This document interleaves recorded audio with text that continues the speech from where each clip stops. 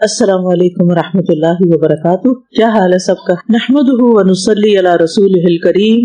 اما بعد فاعوذ باللہ من الشیطان الرجیم. بسم اللہ الرحمن الرحیم. رب اشرح لی صدری ویسر لی امری واحلل عقدۃ من لسانی یفقہوا قولی.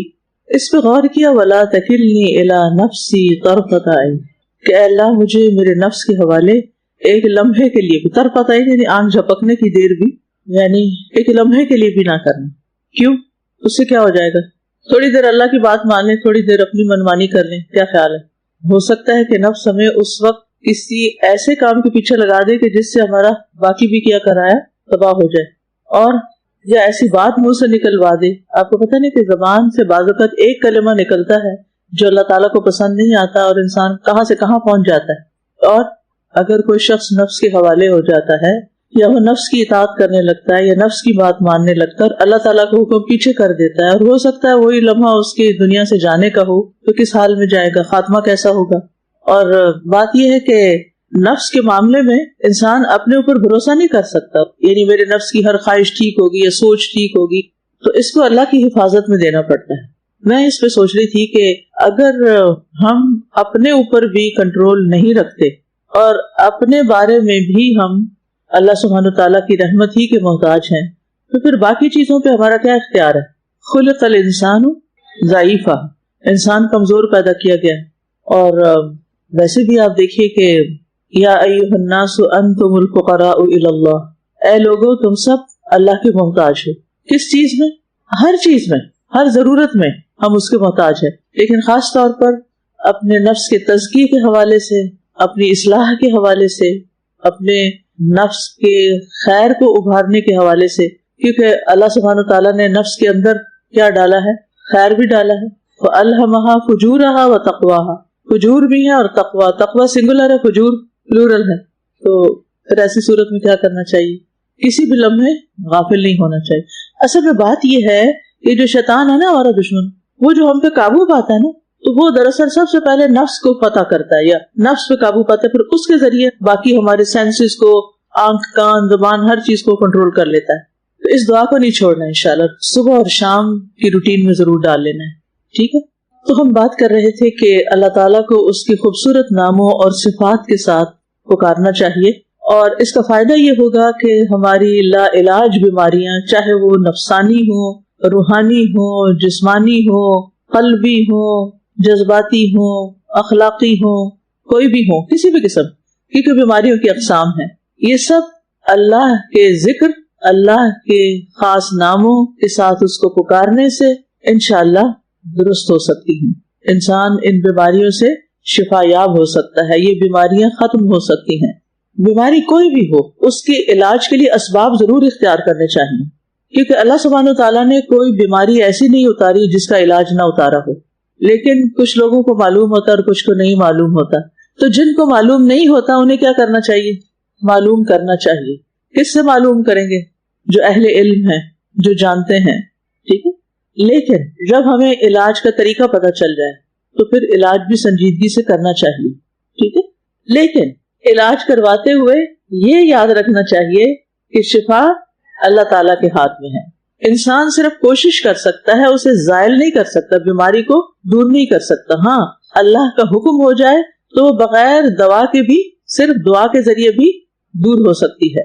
اور اس میں ہم دیکھتے ہیں کہ بہت سے ایسے مریض جن کو ڈاکٹرز نے مایوس کر دیا کہ آپ لا علاج ہیں، آپ مریض کو لے جائیں، بس اس کے مرنے کا انتظار کریں، لیکن وہ دم سے، رقیہ سے، ان چیزوں سے ٹھیک ہو گئے. کیونکہ اللہم انت السلام ومنک السلام منک السلام تبارکت ذی الجلال والاکرام. اے اللہ تو سراپا سلامتی ہے، تو ہی السلام ہے، سلامتی ہے. ومنک السلام، اور سلامتی آتی بھی تیری طرف سے ہے، اور تجھی سے سلامتی حاصل ہوتی ہے. تبارکتا، تو بڑی برکتوں والا ہے. ذی الجلال والاکرام، اے بزرگی اور عزت والے. یہ صحیح مسلم کی روایت ہے. اس کے بارے میں حضرت ثوبان رضی اللہ عنہ سے روایت ہے، وہ کہتے ہیں کہ رسول اللہ صلی اللہ علیہ وسلم جب اپنی نماز سے فارغ ہوتے تو 3 بار استغفار کرتے، یعنی استغفر اللہ استغفر اللہ استغفر اللہ پڑھتے، اور اس کے بعد کہتے اللہم انت السلام ومنک السلام تبارک ذی الجلال والاکرام. اس میں یا کا بھی لفظ آتا ہے بعض روایات میں، تبارک یا ذل جلال والاکرام. ویسے ذل جلال جب آیا تو یا اس کے اندر امپلائڈ ہے. تو السلام جو ہے یہ اللہ تعالیٰ کے ناموں میں سے ایک نام ہے. معنی کیا ہے؟ سلامتی والا، یعنی وہ ذات جو عیبوں، نقص اور آفات سے پاک ہے، سلامت ہے، ہر طرح کے شر سے پاک ہے، ہر طرح کے ظلم سے پاک ہے، ہر طرح کی تبدیلی سے پاک ہے، فنا ہونے سے پاک ہے، حادثات سے پاک ہے، کسی کی طرف سے اس پر زیادتی ہونے سے پاک ہے. تو جو ذات سراسر سلامتی ہے، یعنی جو خود سلامت ہے، تو پھر ہمیں سلامتی کہاں سے ملے گی؟ اسی کی طرف سے. ہم انسانوں کے پاس پناہ ڈھونڈتے ہیں، جبکہ انسان خود بھی پوری طرح مختلف مشکلات سے سلامت نہیں ہے. تو بات یہ ہے کہ سلامتی کا مالک بھی وہی ہے، سلامتی والا بھی وہی ہے، سلامتی کی ابتدا بھی وہیں سے ہوتی ہے اور سلامتی وہیں تک لوٹتی ہے. لہذا سلامتی کے لیے، بیماری سے شفا کے لیے، بیماری سے شفا پانا کیا ہے؟ سلامت ہونا. ورنہ کیا ہے؟ انسان کسی بڑی مشکل کا شکار ہو سکتا ہے. یعنی انسان کو ایک بیماری سے دوسری لگ سکتی ہے، موت آ سکتی ہے، اور کئی طرح کی تکلیفیں پیدا ہو سکتی ہیں. آپ نے دیکھا ہوگا کہ بعض لوگ جب علاج کرواتے ہیں، سرجری کرواتے ہیں مثلا، تو اس کے بعد کیا ہو جاتا ہے؟ پہلے سے بھی زیادہ کام خراب ہو چکا ہوتا ہے ان کا، چلنے پھرنے کے قابل نہیں رہتے، یا اپنے کام خود نہیں کر سکتے، یا ان کے جسم کے اندر ایسی تبدیلیاں ہو جاتی ہیں کہ جن کو ڈاکٹرز بھی دوائیوں سے کنٹرول نہیں کر سکتے.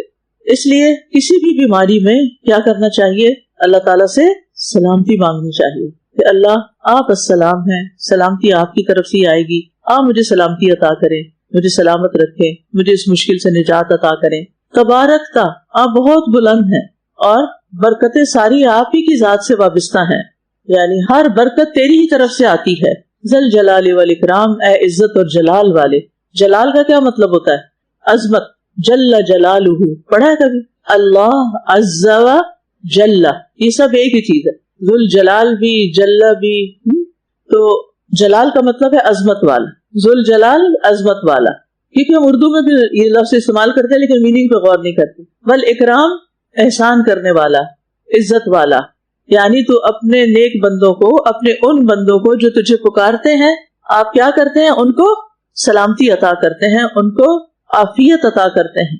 ہر انسان مشکلات سے بچنا چاہتا ہے، عافیت طلب کرتا ہے.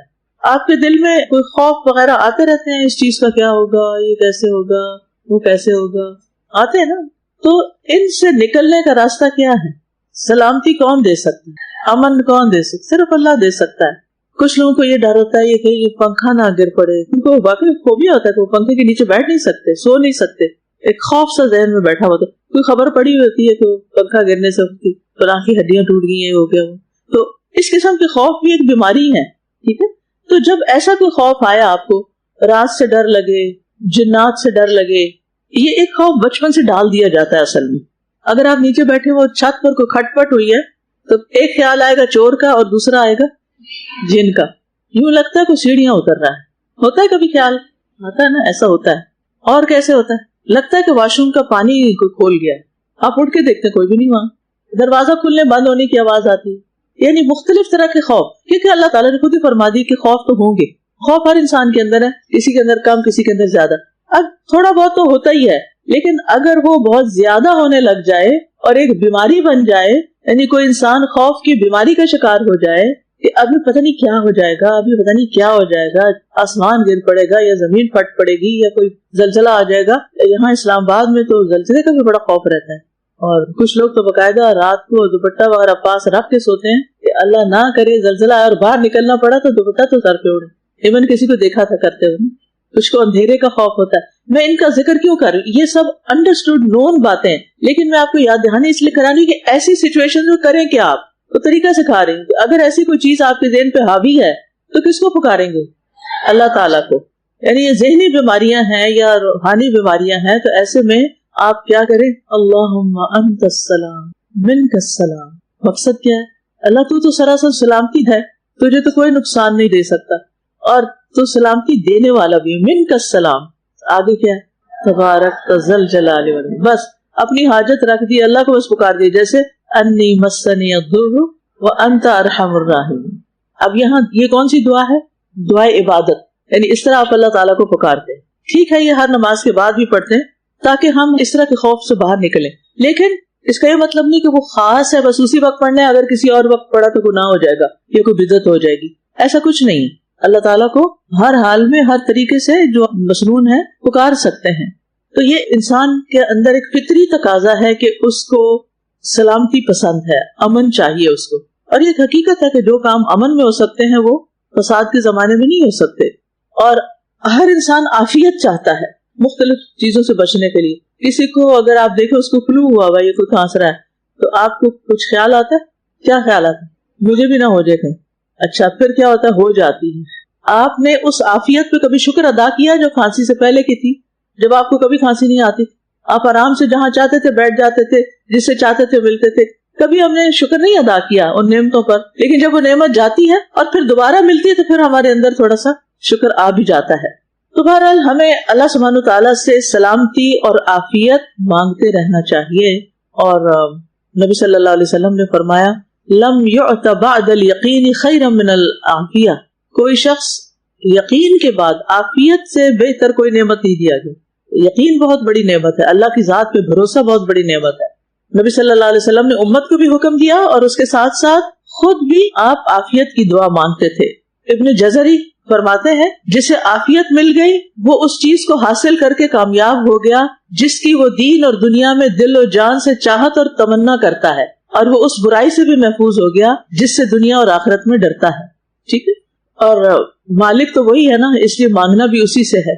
اور انسان کو صرف دنیا کی چیزوں کے بارے میں نہیں ڈرنا چاہیے، اور کس چیز کا ڈر ہونا چاہیے؟ آخرت کا۔ آخرت شروع کہاں سے ہوتی ہے؟ موت سے۔ موت کے وقت سب سے پہلے کیا ہوگا؟ فرشتے نظر آئیں گے، کیسے نظر آئیں گے؟ یا اچھے آئیں گے یا دوسری طرح کے آئیں گے۔ اس وقت بھی کیا چاہیے؟ عافیت چاہیے، سلامتی چاہیے، تو اس کی بھی فکر کی ہے۔ قبر میں جانے سے کسی کو ڈر لگتا ہے؟ سوچ کے گھبراہٹ ہوتی ہے، پر جانا تو پڑے گا ہی۔ دنیا میں کچھ لوگوں کو دروازہ بند کرنے سے، چھوٹے کمرے سے، واش روم جانے سے گھبراہٹ ہوتی، کچھ لوگ واش روم جا کے دروازہ نہیں بند کرتے، ایسے بھی لوگ ہوتے ہیں، خوف ہوتے ہیں ان کے اندر۔ ٹھیک ہے نا، ان کو ہوتا ہے کہ پتہ نہیں میں اندر باہر نہ جاؤں گا، پھر دروازہ نہ کوئی کھول سکے تو پھر کیا ہوگا۔ تو بہرحال انسان ہے، ہم کمزوریاں ہوتی ہیں ہر ایک میں کچھ نہ کچھ۔ اب ان کے اوپر قابو بھی تو پانا چاہیے نا، یہ اب نارمل چیزیں ہیں، یہ زندگی کو مشکل کر دیتی ہیں۔ ایک اللہ کا ذکر ہی ہے، اللہ کی مدد ہی ہے جو آپ کو ان چیزوں سے باہر نکال سکتی ہے۔ تو دین کے معاملے میں بھی عافیت، آخرت کے معاملے میں بھی عافیت، سلامتی، اور اس کا ذکر قرآن مجید میں بھی آتا ہے نا، سورۃ مریم۔ یہ کس نے کہا تھا؟ ذالک عیسی ابن مریم، سلامتی ہے مجھ پر جس دن میں پیدا ہوا اور جس دن میں مروں گا اور دوبارہ زندہ کر کے، سارا مسئلہ ہی حل، اول سے آخر تک سلامتی سلامتی۔ اتنی بڑی نعمت ہے جو اللہ تعالیٰ کسی کو دے، تو اللہ سے مانگنی چاہیے نا۔ نماز کے بعد بھی جب سلامتی کی دعا مانگے تو سوچ سمجھ کے مانگ، محسوس کر کے۔ اچھا دین میں سلامتی جو ہے نا، یعنی گمراہی جو ہے یا فساد جو ہے یا راستے سے ہٹ جانا یا بھٹک جانا، یہ بھی انسان کے لیے بڑا نقصان دہ ہے۔ غلط دوا کا کھا لینا، غلط انجیکشن لگ جانا، غلط علاج ہو جانا، یہ مسائل ہیں یا نہیں شفا کے معاملے میں؟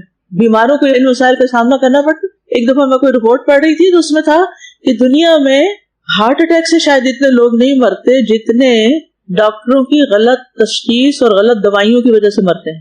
آپ اس کو گوگل کر کے دیکھ سکتے ہیں کہ کتنے لوگ ڈاکٹروں کے غلط علاج کی وجہ سے مرتے ہیں اور مصیبت کا شکار ہو جاتے ہیں۔ وہ لینے گئے تھے شفا اور مل گئی اور بیماری، سلامتی نہ ملی۔ تو کیا کرنا چاہیے؟ آپ ڈاکٹر کے پاس جاتے ہوئے بھی پڑھ سکتے ہیں، نماز تو پڑھیں گے، نماز کے بعد بھی پڑھ لی تو کافی ہے، ورنہ اللہم انت السلام ومنک السلام تبارک ذا الجلال والاکرام۔ اللہ آپ تو بڑے ہی عظیم ہیں، آپ تو ان ڈاکٹروں سے بڑے ہیں، آپ مخلوق کی طرح نہیں ہیں، آپ میرے لیے کافی ہو جائیں، آپ مجھے سلامتی عطا کریں، آپ مجھ پہ کرم فرمائیں کیونکہ آپ صاحب کرم ہیں، یعنی آپ سے مجھے خیر اور بھلائی کی توقع ہے۔ ذل جلال، جلال تو بہت عظیم ہے، والاکرام بہت کچھ عطا کرنے والے ہیں اور بڑی عزت والے بھی ہیں، لہذا میں آپ سے مانگتی ہوں کہ آپ مجھے سلامتی عطا کریں۔ کوئی بیماری لگ گئی ہے، علاج ہو رہا ہے، تو اس میں بھی آپ پڑھ سکتے ہیں۔ کیا پڑھیں گے؟ اللہم انت السلام ومنک السلام تبارک یا ذا الجلال۔ پھر آپ دیکھیے کہ بعض اوقات آپ دین کا علم حاصل کرنے جاتے ہیں اور ایسے لوگوں کے ہاتھوں میں جا پھنستے ہیں کہ جو خود بھٹکے ہوئے ہیں، اور آج کل تو آپ دیکھیں کہ سوشل میڈیا پہ ہر طرح کی آزادی ہے، جس کا جو جی چاہے جیسے چاہے کرے۔ تو ان چیزوں سے بھی سلامتی مانگنی چاہیے کہ اللہ ہمارے دین میں سلامتی عطا کر ہمیں، کہ ہم بدعت میں نہ پڑ جائیں، کسی شرک میں نہ پڑ جائیں، گمراہی میں نہ پڑ جائیں، اصل رستے سے نہ ہٹ جائیں، عقیدے کی خرابی کا شکار نہ ہو جائیں۔ پھر اسی طرح عمل کی سلامتی بھی مانگیں۔ اور عمل میں ہر طرح کا عمل آتا ہے. کھانا پینا بھی ایک عمل ہے, سونا بھی ایک عمل ہے. ہماری ساری زندگی کچھ نہ کچھ ہم کر ہی رہے ہوتے ہیں. ایک دانا کا قول ہے, عمل کے لیے سلامتی کی 4 باتیں بہت ضروری ہیں: علم, نیت, صبر اور اخلاص. کسی بھی کام کو شروع کرنے سے پہلے صحیح علم کا ہونا ضروری ہے. عمل سے پہلے کیا ضروری ہے؟ علم ضروری ہے. پھر صحیح نیت کا ہونا ضروری ہے. پھر اس کام کے دوران صبر کا ہونا بڑا ضروری ہے تاکہ سکون برقرار رہے. اور پھر اخلاص کا ہونا ضروری ہے, کیونکہ اخلاص کے ساتھ کیا ہوا عمل کبھی ضائع نہیں جاتا. ذوالنورین مصری رحمہ اللہ سے پوچھا گیا, انسان کو کب علم ہو سکتا ہے کہ وہ اللہ تعالیٰ کے برگزیدہ بندوں میں شامل ہو چکا ہے؟ ہمیں کیسے پتا چلے کہ ہم اللہ کے چنے ہوئے بندوں میں سے ہیں یا نہیں؟ آپ کا دل چاہتا ہے کبھی پتا کرنے کو؟ ہمیں اکثر طلب ہوتی ہے نا, یہ سب بھاگ دوڑ کر رہے ہیں, پتہ نہیں اللہ کی نگاہ میں کہاں ہیں ہم. اچھا نہیں, وہ کسی بات پہ اگر ناراض ہو تو کیا بنے گا, اور اگر وہ ہم سے خوش ہے تو پتہ چل جائے تو ہم بھی کتنے خوش ہو جائیں. لیکن اس نے نہیں بتایا, کیونکہ بعد وقت خوش ہو کے تو ہم پھسل بھی جاتے ہیں. تو انہوں نے 4 باتوں کا ذکر کیا کہ برگزیدہ بندے جو ہوتے ہیں نا, چنے ہوئے اللہ کے, ان کی 4 عادتوں سے ان کی پہچان ہوتی ہے. اب اپنے آپ کو آپ دیکھ لیجئے, میں نہیں پرکھ سکتی آپ کو. نمبر 1, ترک راحت, آرام طلبی چھوڑ دینا, کمفرٹ زون سے باہر نکلنا. وہ کمفرٹ زون میں نہیں رہتے. انسان کے لیے سب سے بری رہنے کی جگہ کمفرٹ زون ہے, کہ انسان اپنے کیے پر کہ اب آرام سے میں یہ کروں اور میں سکون میں آ جاؤں, اور نہیں, آپ کی گروتھ رک جائے گی. آپ کو پتہ نا آج کل گرمی بھی ہے, لو بھی ہے, تپش بھی بہت ہے, ہیٹ سٹروک ہو رہا ہے, سب کچھ یہ اس کے ذرا منفی سائڈ ہمیں نظر آتی. لیکن آپ پتہ نہیں کسی باغ میں, کسی پلانٹ کے پاس, کسی درخت کے پاس جاتے ہیں یا نہیں, کتنے ہی پھل پک رہے ہیں. آم پسند ہے کسی کو؟ لیکن آم کے پکنے کے لیے, اگنے کے لیے کیا چاہیے؟ گرمی. جن علاقوں میں شدید گرمی ہے وہاں بہترین آم اگتے ہیں, ملتان جیسے. اچھا, اب آپ دیکھیں کہ آپ کہیں کہ میں ملتان تو نہیں رہنا چاہتی لیکن آم کھانا چاہتی, چلے منگوا لیتے ہیں. لیکن منگوا کے نہ وہ ذائقہ ہوتا ہے اس طرح کا, اور نہ ہی وہ مزہ ہوتا ہے. پہلی چیز برگزیدہ بندوں کی کیا ہے؟ ترک راحت, یعنی اپنے آپ کو مشقتوں میں ڈالنا, چیلنجز کو قبول کرنا, محنت کرنا. یہ نہیں کہ ادھر سے سو کے اٹھے تو پھر جا کے سو گئے, تو پھر ادھر لیٹ گئے تو ادھر بیٹھ گئے. کچھ کرنا ہے زندگی میں. دوسری چیز, سب کچھ اللہ کی راہ میں لٹا دینے کا جذبہ. سب کچھ اللہ کی راہ میں لٹا دینے کا جذبہ. کوئی چیز بھی اللہ سے بچا کے نہیں رکھنی. اللہ نے مال مانگا, اچھا اللہ تعالیٰ حاضر ہے. جان مانگی, اللہ حاضر ہے. جو چیز مانگی, اولاد مانگی, اللہ حاضر ہے. سب کچھ حاضر ہے. اللہ آپ نے ہی تو دیا, آپ لے لیا آپ نے, کوئی بات نہیں. سب کچھ اللہ کی راہ میں لٹا دینے کا جذبہ. ٹھیک ہے. اور کیا پہچان ہوگی؟ ایک اور پہچان, مرتبہ اور منصب, عہدہ. منصب ہوتا ہے عہدہ, اس کے زوال پر عدم افسوس. یعنی اگر کوئی عہدہ چلا گیا ہے یا کوئی عہدہ چھوڑنا پڑ گیا ہے یا چھوڑ دیا ہے تو اس کے جانے پر کوئی افسوس نہیں. کچھ لوگ ہوتے ہیں وہ سمجھتے ہیں کہ ان کی عزت عہدے کی وجہ سے ہوگی, لہٰذا وہ اسی کو بچانے کی فکر میں ہوتے ہیں اور اس کے لیے غلط طریقے اختیار کرتے ہیں. اس کے لیے میرا خیال ہے مجھے سمجھانے کی ضرورت نہیں. آپ جس ماحول, جس ملک میں پلے ہیں نا, ان باتوں کا آپ کو میرے سے زیادہ پتہ ہے.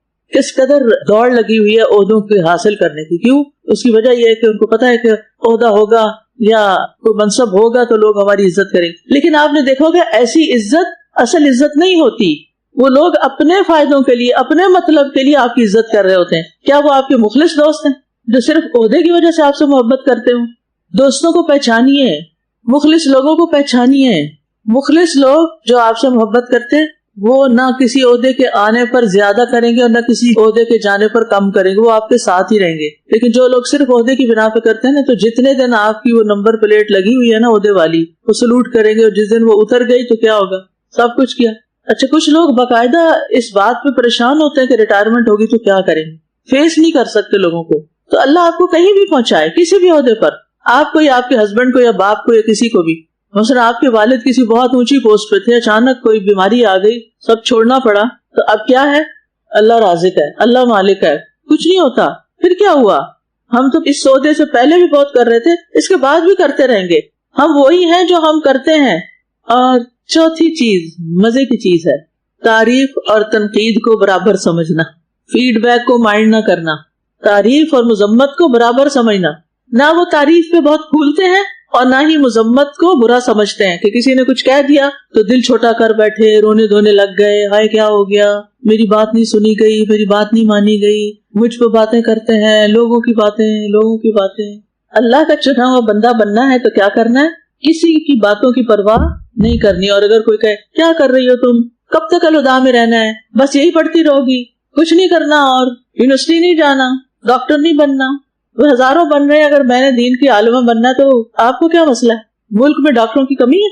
ہمارے یہاں ایک بھیڑ چال بہت ہے, وہ کرو جو لوگ کرے بھی کیوں, اور اپنے آپ کو اوکھے سوکھے وہاں تک پہنچانے کی کوشش کر. ریلیکس, اپنی پوٹینشیل کو سمجھے. واقعی آپ کو لگتا ہے کہ آپ کچھ کر رہے ہیں, آپ کسی کی زندگی میں کوئی ویلیو ایڈ کر رہے ہیں, آپ کسی کے کچھ کام آ رہے ہیں, آپ سکون کی نیند سو سکتے ہیں, آپ کے دل میں اطمینان اور خوشی ہے. آپ کو پتا ہے کہ نبی صلی اللہ علیہ وسلم کے سامنے سے 2 لوگ گزرے.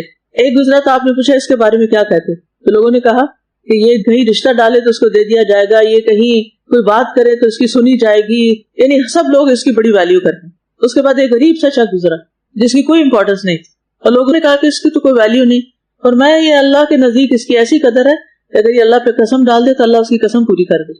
ایسے لوگ جو دروازوں سے دھتکار دیے جاتے ہیں اپنی کسی بھی کمزوری کی وجہ سے, غربت کی وجہ سے, یا سادگی کی وجہ سے, یا بہت چالاک نہ ہونے کی وجہ سے, اللہ کے یہاں ان کی بڑی قدر و منزلت ہے اور وہ برگزیدہ ہے. اچھا, آپ کو یہ بات یاد رہے گی جو 4 باتیں میں نے کہی, ان کے لیے کچھ اسٹرگل کریں گے. دیکھیں, اپنا محاسبہ خود کرنا ہے, کسی کو نہیں پوچھنا آپ کیا سمجھتی ہیں, میرے اندر یہ 4 چیزیں ہیں, ذرا آپ مجھے پرکھ کے بتا دیں.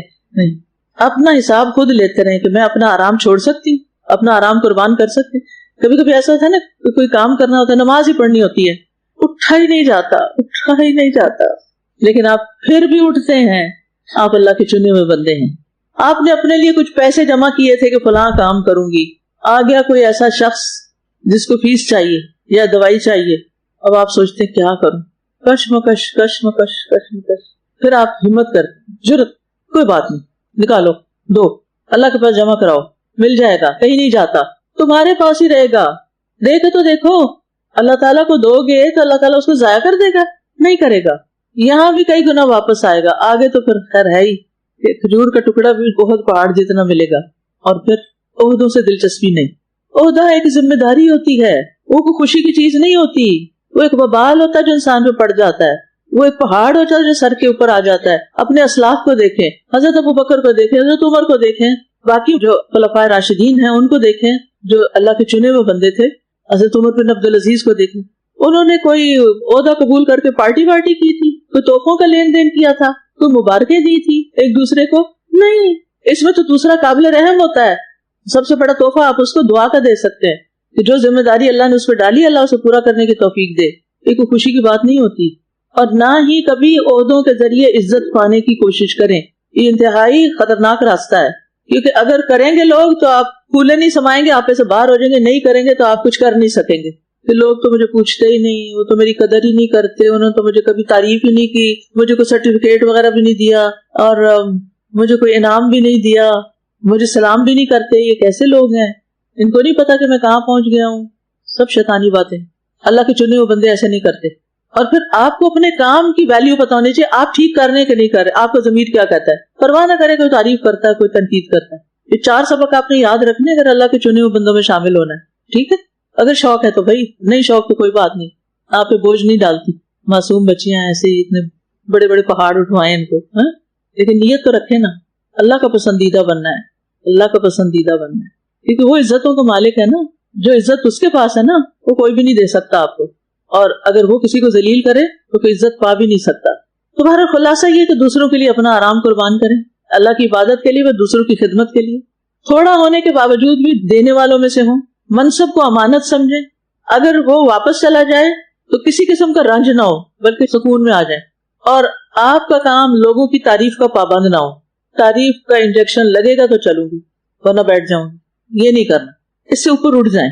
جتنی بھی یہ چیزیں ہیں نا, اس سے جو برعکس ہیں, آرام طلبی, بخل, منصب کی چاہت اور تعریف کی چاہت, یہ سب بیماریاں ہیں.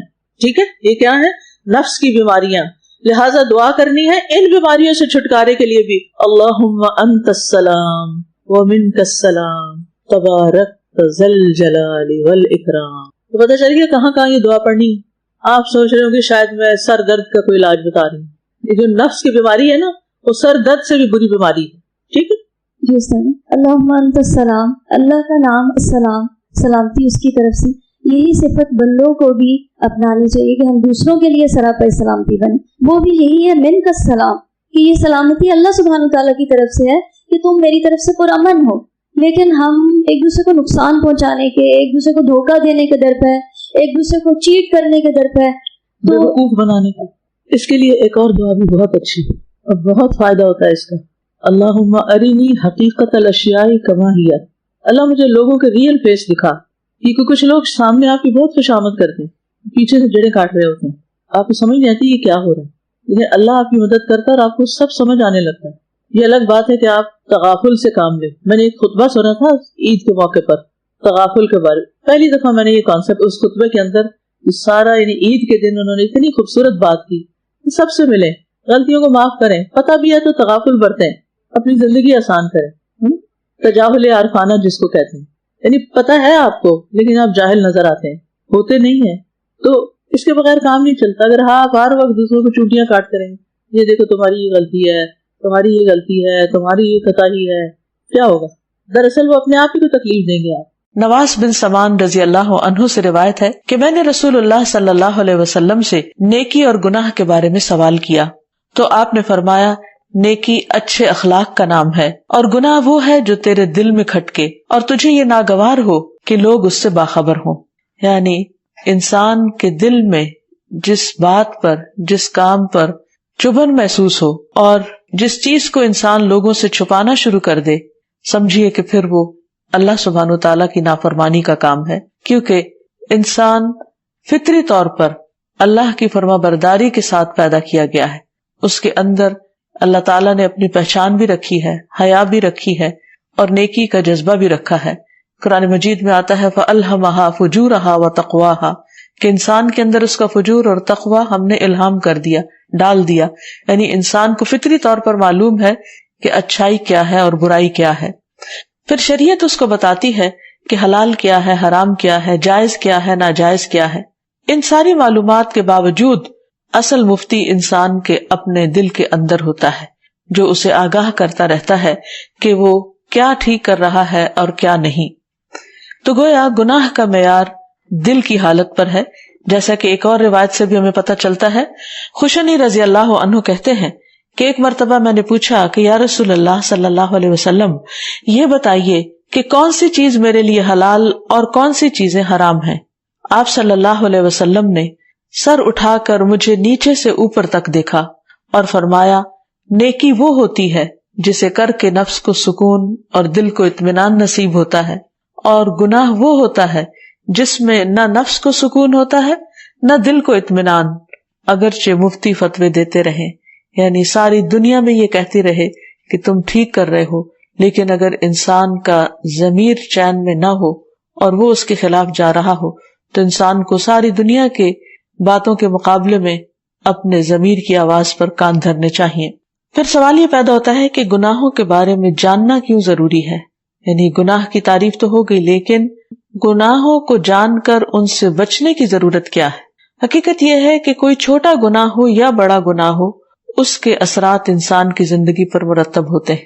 اس لیے بہت ضروری ہے کہ انسان گناہوں کے نقصانات کو جانے اور گناہ سے بچنے کے فائدے جانے، تاکہ پھر وہ واقعی گناہ سے یا اللہ تعالیٰ کی نافرمانی کے کاموں سے بچ سکے اور ہمیشہ کی کامیابی حاصل کر سکے. گناہ کا سب سے پہلا نقصان یہ ہے کہ انسان کا دل مردہ ہو جاتا ہے. قرآن مجید میں آتا ہے کلا بل ران علی قلوبہم ما کانوا یکسبون کہ ہرگز نہیں بلکہ ان کے دلوں کو ان کے کاموں کی وجہ سے زنگ لگ گیا ہے. یعنی جب انسان گناہ پر گناہ کرتا ہے تو حسن بصری کہتے ہیں کہ انسان کا دل اندھا ہو جاتا ہے، پھر اس کے اندر حق و باطل کی تمیز ختم ہو جاتی ہے. ایک اور روایت سے پتہ چلتا ہے کہ دل سیاہ ہو جاتا ہے. جب انسان ایک گناہ کرتا ہے تو ایک سیاہ دھبا لگتا ہے. اگر انسان توبہ کر لیتا ہے تو وہ دھبا مٹ جاتا ہے، لیکن اگر انسان توبہ نہیں کرتا تو پھر ایک گناہ دوسرے گناہ کو دعوت دیتا ہے اور وہ تیسرے کو دیتا ہے، اور ایک کے بعد ایک دھبا دل پر لگتا چلا جاتا ہے تاکہ پورا دل سیاہ ہو کر رہ جاتا ہے. اور جب ایسی کیفیت ہو جاتی ہے کہ جس کو ایک طرف زنگ کہا گیا اور دوسری طرف دلوں کی سیاہی کہا گیا، تو دل کا نور ختم ہو جاتا ہے، دل کی چمک ختم ہو جاتی ہے، جس کے نتیجے میں انسان پھر اللہ سبحانہ تعالیٰ کی معرفت سے محروم ہو جاتا ہے، اللہ کی محبت سے محروم ہو جاتا ہے۔ ایک حدیث سے بھی ہمیں پتہ چلتا ہے کہ گناہ دلوں پر غلبہ پا لیتا ہے، یعنی اسے کنٹرول کر لیتا ہے، اور پھر انسان کے دل کے اندر طرح طرح کی بیماریاں جنم لیتی ہیں۔ جس طرح انسان کے جسم کو بیماریاں لاحق ہوتی ہیں، اسی طرح انسان کے دل کو بھی بہت ساری بیماریاں لاحق ہو جاتی ہیں، جس کے نتیجے میں انسان پھر بدعمالیاں کرتا چلا جاتا ہے اور نیکیوں کا شوق اس سے ختم ہو کر رہ جاتا ہے۔ اسی طرح حدیث سے یہ بھی پتہ چلتا ہے کہ بعض جسمانی بیماریاں بھی انسان کو اس کے گناہوں کے نتیجے میں ملتی ہیں۔ رسول اللہ صلی اللہ علیہ وسلم نے فرمایا، جب کسی قوم میں بدکاری عام ہو جاتی ہے اور وہ اعلانیہ اس کا ارتکاب کرتے ہیں تو ان میں طاعون اور ایسی مختلف بیماریاں پھیل جاتی ہیں جو ان سے پہلے لوگوں میں موجود نہ تھی، یعنی ایسی نئی نئی بیماریاں جن کا کبھی نام بھی نہیں سنا گیا پہلے، ان کی سبب، ان کی وجہ کیا بتائی گئی کہ وہ گناہوں کی وجہ سے جنم لیتی ہیں۔ پھر اسی طرح حالات کی تنگی اور بے سکونی عام ہو جاتی ہے۔ اللہ تعالیٰ فرماتے ہیں، من اعرض عن ذکری فإن له معیشۃ ضنکا، اور جس نے ہماری نصیحت سے منہ موڑا ہم اس پر زندگی تنگ کر دیں گے۔ پھر اسی طرح گناہوں کی وجہ سے بہت سے مصائب اور مشکلات اترتی ہیں۔ حضرت عمر رضی اللہ تعالیٰ عنہ نے جب حضرت عباس سے بارش کے لیے دعا کرنے کو کہا تو انہوں نے کہا، اے اللہ، بے شک مصیبتیں گناہوں کی وجہ سے ہی نازل ہوتی ہیں اور انہیں صرف توبہ ہی مٹا سکتی ہے۔ رسول اللہ صلی اللہ علیہ وسلم نے فرمایا، کوئی گناہ اس لائق نہیں کہ اللہ اس کے کرنے والے کو دنیا میں جلدی سزا دے دے اور اس کے ساتھ ساتھ آخرت میں بھی اس کی سزا جمع رکھے، جیسے کہ ظلم اور زیادتی اور قطع رحمی ہے۔ یعنی یہ ایسے گناہ ہیں کہ جن کی سزا انسان کو دنیا میں بھی ملتی ہے اور آخرت میں بھی ملے گی۔ پھر اسی طرح انسان کے لیے بہت سی مشکلات پیدا ہو جاتی ہیں، اس کے کام مشکل ہو جاتے ہیں، دشواریاں اور تنگیاں پیدا ہو جاتی ہیں، کیونکہ انسان جب اللہ تعالیٰ کی نافرمانی کرتا ہے تو اللہ تعالیٰ اس بندے سے ناراض ہوتا ہے اور پھر اس کو امتحان میں ڈالتا ہے تاکہ بندہ دنیا میں ہی توبہ کر کے آخرت کے عذاب سے، سزا سے بچ جائے۔ پھر اسی طرح بعض دنیاوی آفات بھی گناہوں کی وجہ سے اترتی ہیں، جیسے سورۃ الروم میں فرمایا کہ خشکی اور سمندر میں فساد ظاہر ہو گیا اس وجہ سے جو لوگوں کے ہاتھوں کی کمائی تھی، یعنی ان کے اپنے ہی گناہوں کی وجہ سے۔ پھر گناہوں کی وجہ سے انسانی زندگی سے، انسان کے کاموں میں، انسان کے مال میں برکت ختم ہو جاتی ہے۔ اور اس سلسلے میں قرآن مجید میں اللہ تعالیٰ فرماتے ہیں، وَأَن لَوِ اسْتَقَامُوا عَلَى الطَّرِيقَةِ لَأَسْقَيْنَاهُمْ مَاءً غَدَقًا، اور اگر یہ لوگ سیدھے رستے پر قائم رہتے تو ہم انہیں ضرور بہت وافر پانی پلاتے، یعنی ان کے رزق میں برکت ہوتی، خوشحالی عام ہوتی۔ لیکن جب انسان گناہ کرتا ہے، اللہ تعالیٰ کو ناراض کرتا ہے تو یہ نعمتیں چھننے لگتی ہیں۔ اسی طرح بعض روایات سے یہ پتہ چلتا ہے کہ گناہ انسان کی عمر میں بھی کمی کا باعث بنتے ہیں، بعض گناہ اچانک موت کا باعث بھی بن جاتے ہیں۔ رسول اللہ صلی اللہ علیہ وسلم نے فرمایا، عمر میں اضافہ صرف نیکی ہی کرتی ہے، یعنی انسان کی نیکی کی وجہ سے، صلہ رحمی کی وجہ سے، خاص طور پر والدین کے ساتھ حسن سلوک کی وجہ سے انسان کو زیادہ موقع مل جاتا ہے جینے کا اور نیکیاں کرنے کا۔ پھر اسی طرح گناہوں کی وجہ سے بندے اور رب کے درمیان دوری آ جاتی ہے، اور انسان کے دل کے لیے سب سے بڑی وحشت ناک چیز یہی ہے کہ اس میں رب کا ذکر نہ ہو، اس میں سکون نہ ہو، اطمینان نہ ہو۔ پھر اسی طرح یہ ہے کہ انسانوں کے درمیان بھی دوریاں پیدا ہو جاتی ہیں، آپس کی محبتیں ختم ہو جاتی ہیں، گھروں کے اندر بے سکونی پیدا ہو جاتی ہے، اور قوموں کے اندر، قوم کے افراد کے درمیان باہم ایک دوسرے کے ساتھ ناچاکی اور لڑائی جھگڑے پیدا ہو جاتے ہیں۔ پھر اسی طرح گناہ کرتے رہنے سے انسان کے دل کے اندر سے گناہ کی نفرت ختم ہو جاتی ہے، اور جب گناہ کی نفرت نہیں رہتی تو پھر انسان آسانی سے گناہ کرتا چلا جاتا ہے اور اتنا بے حس ہو جاتا ہے کہ گناہ کرنے کے باوجود اس کو احساس نہیں ہوتا کہ اس نے گناہ کیا ہے، اور پھر اسے توبہ کی توفیق بھی نصیب نہیں ہوتی۔ پھر اسی طرح شیطان انسان پر مسلط ہو جاتا ہے، ایسا انسان شیطان کا آلہ کار بن جاتا ہے جو گناہ کرنے کے بعد توبہ نہیں کرتا، اور بعض گناہوں کی وجہ سے انسان لعنت کا مستحق بھی ہو جاتا ہے، یعنی اللہ سبحانہ تعالیٰ کی رحمت سے دوری ہو جاتی ہے، جیسے نبی صلی اللہ علیہ وسلم نے سود کھانے والے پر اور کھلانے والے پر لعنت بھیجی ہے۔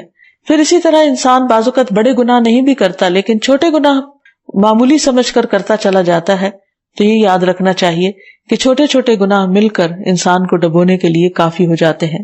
رسول اللہ صلی اللہ علیہ وسلم نے فرمایا، چھوٹے گناہوں سے بھی اپنے آپ کو بچاؤ، کیونکہ بعض اوقات بہت سے چھوٹے گناہ بھی اکٹھے ہو کر انسان کو ہلاک کر دیتے ہیں۔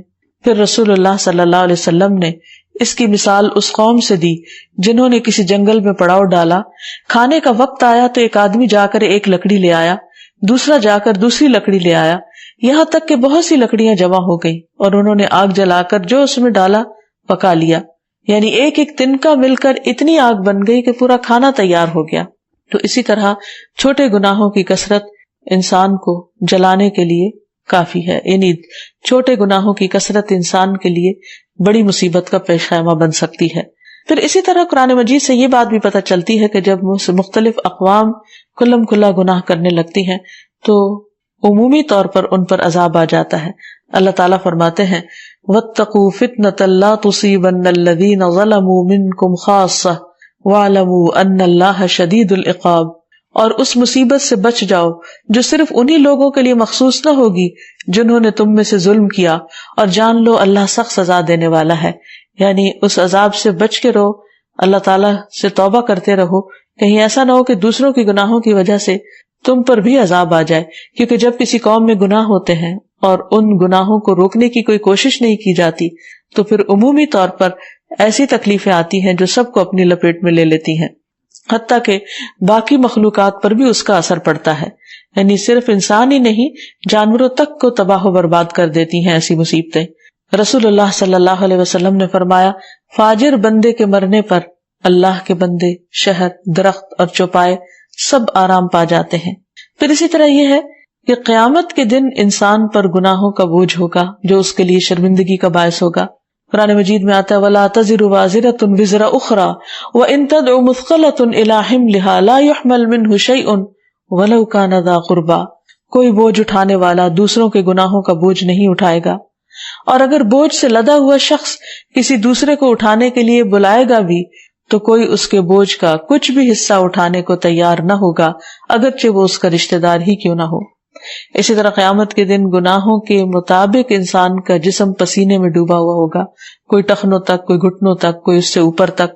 پھر اسی طرح بعض گناہ ایسے ہوتے ہیں کہ جو نیکیوں کو کھا جاتے ہیں، نیکیوں کو ضائع کرنے کا سبب بن جاتے ہیں، جیسے غیبت، چغلی، طعنہ زنی وغیرہ وغیرہ۔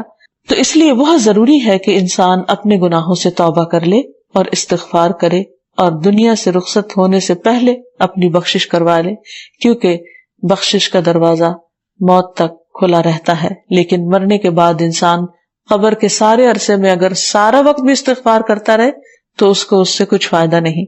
اللہ سبحانہ و تعالی انسان کو خود استغفار کرنے کی ترغیب دیتے ہیں، فرمایا افلا یتوبون الی اللہ ویستغفرونہ واللہ غفور الرحیم، کیا یہ لوگ اللہ کے حضور توبہ نہیں کرتے اور اس سے بخشش طلب نہیں کرتے، حالانکہ اللہ بخشنے والا اور رحم کرنے والا ہے۔ اسی طرح تمام لوگوں کو اللہ تعالیٰ نے استغفار کا حکم دیا، وَأَنِ اسْتَغْفِرُوا رَبَّكُمْ ثُمَّ تُوبُوا إِلَيْهِ، اور یہ کہ اپنے پروردگار سے معافی مانگو اور اس کے حضور توبہ کرو۔ ایمان والوں کی صفت یہ ہے کہ وہ خاص طور پر سحری کے وقت توبہ کرتے ہیں، استغفار کرتے ہیں، وَالْمُسْتَغْفِرِينَ بِالْأَسْحَارِ۔ پھر اسی طرح تمام انبیاء اپنے رب کے حضور استغفار کرتے رہے۔ ابراہیم علیہ السلام کہتے ہیں وَالَّذِي أَطْمَعُ أَن يَغْفِرَ لِي خَطِيئَتِي يَوْمَ الدِّينِ، اور میرا رب وہ ہے جس سے میں توقع رکھتا ہوں کہ قیامت کے دن میری خطائیں معاف فرما دے گا۔ موسیٰ علیہ السلام نے دعا کی قَالَ رَبِّ إِنِّي ظَلَمْتُ نَفْسِي فَاغْفِرْ لِي فَغَفَرَ لَهُ إِنَّهُ هُوَ الْغَفُورُ الرَّحِيمُ، اے میرے پروردگار بلا شبہ میں نے اپنے آپ پر ظلم کیا ہے، لہٰذا مجھے معاف کر دے۔ چنانچہ اللہ تعالیٰ نے اسے معاف کر دیا، بلا شبہ وہ بڑا بخشنے والا، رحم فرمانے والا ہے۔ پھر یونس علیہ السلام نے دعا کی لا الہ الا انت سبحانک انی کنت من الظالمین۔ داؤد علیہ السلام نے دعا کی وظن داؤد انما فتناہ فاستغفر ربہ وخر راکعا واناب۔ اب داؤد کو خیال آیا کہ دراصل ہم نے اس کی آزمائش کی ہے، چنانچہ انہوں نے اپنے پروردگار سے معافی مانگی اور رکوع میں گر گئے اور اس کی طرف رجوع کر لیا۔ تو اس سے پتہ چلتا ہے کہ اتنے بڑے بڑے پیغمبر جو اللہ کے محبوب بندے تھے کس طرح اللہ تعالیٰ کے سامنے عاجزی کرتے ہیں اور اپنے گناہوں کی معافی مانگتے ہیں۔ پھر اسی طرح نبی صلی اللہ علیہ وسلم دن میں 100 بار استغفار کیا کرتے تھے، تو اس لیے ہم سب کو بھی کثرت سے استغفار کرنی چاہیے۔ استغفار بیماریوں کا علاج بھی ہے اور اللہ کے عذاب سے بچانے والا بھی، اللہ سبحانہ وتعالیٰ کی رحمت پانے کا ذریعہ ہے، اور پھر بارش کے نزول کا ذریعہ بھی ہے، زراعت میں برکت کا ذریعہ، کبیرہ اور صغیرہ گناہوں سے معافی کا ذریعہ، اچھا اعمال نامہ پانے کا ذریعہ، یعنی قیامت کے دن انسان کو جن کی بخشش ہوگی ان کو خوشخبری دی جائے گی اور ان کا نامہ اعمال جو ہے وہ بہترین نامہ اعمال ہوگا۔ پھر جنت میں درجات کی بلندی استغفار کی وجہ سے ہوگی۔ تو اس لیے ضروری ہے کہ ہم اٹھتے بیٹھتے اپنے گناہوں کی معافی مانگتے رہیں، اور استغفار کے لیے انسان اپنی زبان میں بھی اللہ تعالیٰ سے بخشش مانگ سکتا ہے، لیکن بہتر یہ ہے کہ اگر انسان قرآنی دعاؤں اور مسنون دعاؤں کا سہارا لے اور ان کو سیکھ بھی لے، کیونکہ یہ ہم سب کی ضرورت ہے۔ جہاں تک قرآنی دعاؤں کا تعلق ہے تو اس میں آتا ہے رب انی ظلمت نفسی فاغفر لی، اے میرے رب بلا شبہ میں نے اپنے آپ پر ظلم کیا ہے لہٰذا مجھے معاف فرما دے۔ پھر ہے رب اغفر وارحم وانت خیر الراحمین، اے میرے رب بخش دے اور رحم کر، اور تو رحم کرنے والوں میں سب سے زیادہ رحم والا ہے۔ پھر ہے رب اغفر لی ولوالدی وللمؤمنین یوم یقوم الحساب، اے پروردگار مجھے بخش دے، میرے والدین اور سارے مومنوں کو جس دن حساب کتاب ہو۔ پھر ایک اور دعا ہے ربنا اتمم لنا نورنا واغفر لنا انک علی کل شیء قدیر، اے ہمارے رب ہمارے لیے ہمارا نور پورا کر دے اور ہمیں بخش دے، یقیناً تو ہر چیز پر خوب قادر ہے۔ پھر ہے ربنا اغفر لنا ذنوبنا واسرافنا فی امرنا وثبت اقدامنا وانصرنا علی القوم الکافرین، اے ہمارے رب ہمارے گناہ بھی معاف فرما دے، اور ہمارے کام میں اگر زیادتی ہو گئی ہو تو اسے بھی معاف فرما دے، اور ہمیں ثابت قدم رکھ اور کافروں کے مقابلے میں ہماری مدد فرما۔ پھر اسی طرح نبی صلی اللہ علیہ وسلم نے جو استغفارات سکھائے ہیں ان میں آتا ہے استغفر اللہ واتوب الیہ، رب اغفر لی رب اغفر لی، پھر رب اغفر لی ما اسررت وما اعلنت، پھر ہے اللہم اغفر لی ذنبی وخطئی وعمدی، پھر ہے سبحان اللہ وبحمدہ استغفر اللہ واتوب الیہ، پھر اسی طرح استغفر اللہ الذی لا الہ الا هو الحی القیوم واتوب الیہ، پھر ہے اللہم اغفر لی ذنبی کلہ دقہ وجلہ اولہ وآخرہ وعلانیتہ وسرہ، اے اللہ میرے تمام گناہ معاف کر دے، چھوٹے بڑے، اول آخر، ظاہری اور پوشیدہ۔ پھر اسی طرح اللہم انی ظلمت نفسی ظلما کثیرا ولا یغفر الذنوب الا انت فاغفر لی مغفرۃ من عندک وارحمنی انک انت الغفور الرحیم، اے اللہ میں نے اپنی جان پر گناہ کر کے بہت ظلم کیے اور تیرے علاوہ کوئی بھی گناہوں کو معاف نہیں کر سکتا، اس لیے اپنے پاس سے میرے گناہوں کو معاف فرما اور مجھ پر رحم فرما، بے شک تو بڑا بخشنے والا نہایت مہربان ہے۔ پھر اسی طرح سید الاستغفار ہے اللہم انت ربی لا الہ الا انت خلقتنی وانا عبدک وانا علی عہدک ووعدک ما استطعت اعوذ بک من شر ما صنعت ابوء لک بنعمتک